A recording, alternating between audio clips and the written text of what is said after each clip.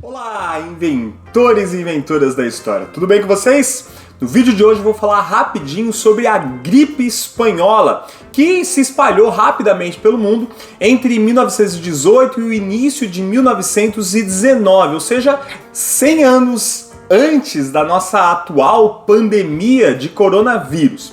Aliás, há muitas semelhanças entre essas duas situações, e é por isso que esse é um tema extremamente quente para os vestibulares desse ano.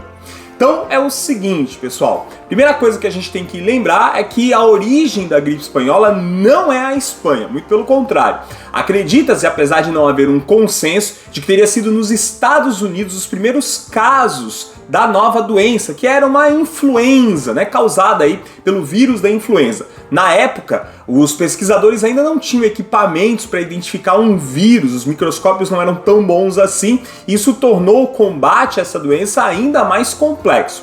Bom, por que se acredita que foi nos Estados Unidos? Porque além dos primeiros registros ligados a justamente áreas de treinamento de soldados por lá, foi após a chegada das tropas americanas na Europa que a doença começou a se disseminar no fronte de guerra.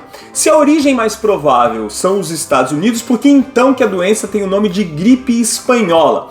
Isso se deve ao fato de que durante a Primeira Guerra Mundial, a Espanha permaneceu neutra no conflito, o que aliás fez também na Segunda Guerra Mundial. A imprensa espanhola, portanto, era a mais livre do que a imprensa da maioria dos outros países que estavam envolvidos no conflito naquele momento. E foi a imprensa espanhola quem primeiro começou a noticiar de maneira mais intensa a disseminação dessa doença. A gripe espanhola, como eu já falei, ocorrida entre 1918 e 1919, acabou ocorrendo em 3 grandes ondas, sendo que a segunda delas, iniciada por volta de agosto de 1918, acabou sendo a mais mortal, a que mais se disseminou por todo o mundo. Essa doença, claro, também atingiu o Brasil, justamente durante essa segunda onda. Atribui-se a um navio chamado Demerara, que teria aportado aqui em Recife, Salvador e no Rio de Janeiro, a entrada dessa doença aqui no nosso país. No Brasil, estima-se que cerca de 40 mil pessoas morreram em decorrência da gripe e, claro, consequências dessa doença. Entre as vítimas da gripe espanhola no Brasil, a que você tem que se lembrar por conta do vestibular é a do então eleito presidente do Brasil, Rodrigues Alves. Rodrigues Alves já tinha sido presidente do Brasil em um outro momento e justamente participou ali do enfrentamento de outro problema epidêmico, que foi lá o caso da varíola, mas a gente vai falar disso em um outro vídeo para vocês aqui. O presidente Rodrigues Alves havia sido reeleito, mas nunca chegou a tomar posse. Doente em novembro de 1918, acabou falecendo em janeiro de 1919, o que forçou uma nova eleição às pressas, como previa ali a legislação brasileira daquele momento. No Brasil, as cidades mais atingidas foram a capital, o Rio de Janeiro, onde se concentram cerca de 12 mil mortos, e claro, São Paulo, que já era na época, obviamente, uma das maiores cidades brasileiras. Só em São Paulo estima-se que quase 350 mil pessoas possam ter adquirido ali a doença.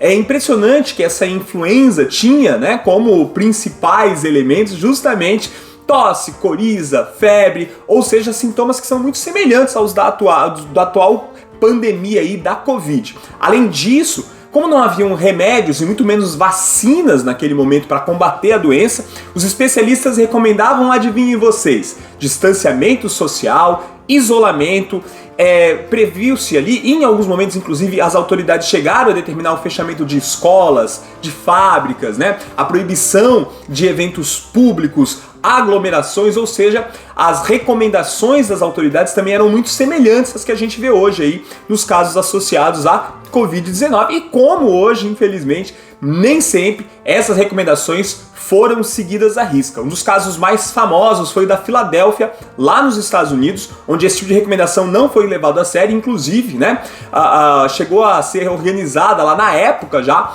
um grande desfile que reuniu cerca de 200 mil pessoas, justamente acompanhando uma saída de soldados aí que estava indo combater lá na Primeira Guerra Mundial. E estima-se que logo depois disso, nessa região, cerca de 16 mil pessoas acabaram morrendo em consequência dessa terrível doença. A partir de 1919, entretanto, apesar da doença continuar existindo, a mortalidade acabou caindo, né? E os problemas inerentes à gripe espanhola foram significativamente diminuídos no mundo, ok? Então, fique ligado em pandemias aí na história para você ir tranquilinho fazer as suas provas de vestibular nesse início de 2022. Valeu? Logo mais eu venho com mais pandemias, mais informações aí para vocês. Fiquem ligados nessa semana aqui no Inventando História.